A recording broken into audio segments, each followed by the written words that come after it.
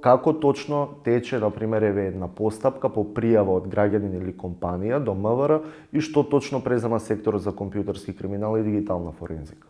Веднаш кога ќе добиеме пријавата, секторот за компјутерски криминал и дигитална форензика при Министерството за внатрешни работи го известува надлежното обвинителство и се добива налог за да се обратиме до соодветната социјална мрежа, затоа што главно овие случаи се преку социјалните мрежи Facebook, евентуално Instagram и веднаш се обраќаме до социјалната мрежа и за да се добијат податоците за тој што ја врши измамата.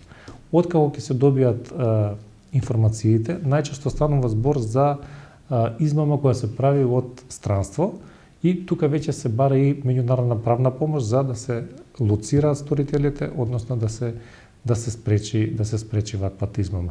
Имаме низа на случаи не само тука, и во соседството и во цел свет е ова тренд. Значи не е ова нешто што е ексклузивно се случува кај нас.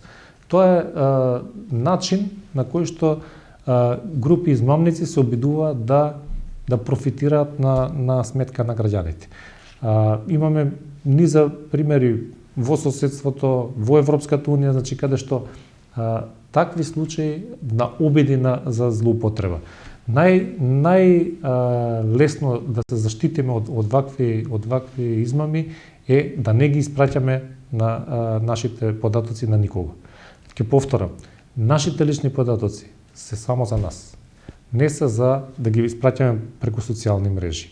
Значи, мора граѓаните да бидат внимателни, да не се испраќаат особено податоци од личната карта или од банковната картичка. Тешко ли е да се реши еден таков случај?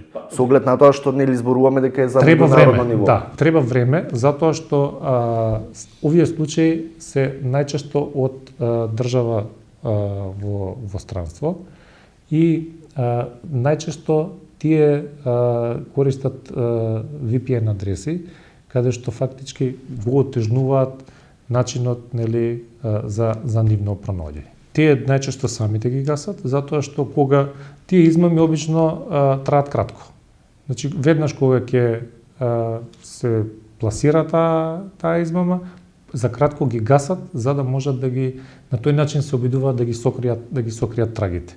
Така што главно се гасат од ние веднаш испраќаме и барање доколку таа страница не е изгасена да се симне од страна на социјалната мрежа, затоа што гасењето на страниците може да го направи само социјалната мрежа. Тоа мора да го знаеме како граѓани. Но обично измамниците ги гаснат овие страници за ден-два.